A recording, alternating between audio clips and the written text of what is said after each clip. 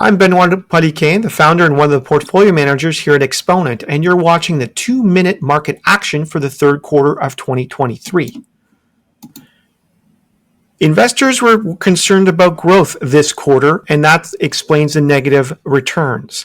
The growth stems from higher interest rates and the impact of high interest rates on asset prices, commercial and residential asset prices, government deficits, consumer spending, which would impact growth, and inflation.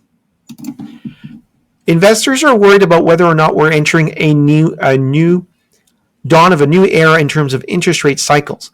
You can see here since 1960, peaking in 1982, the 10-year government bond yields for Canada in blue and red for the US. You can see a peak here in 1982 and basically a downdraft all the way bottoming at the first quarter of 2020. This new rise in interest rates both is historic and dramatic, and investors are wondering whether or not this is the dawn of a new era.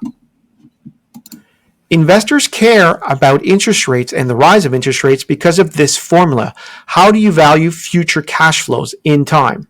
Here's an example.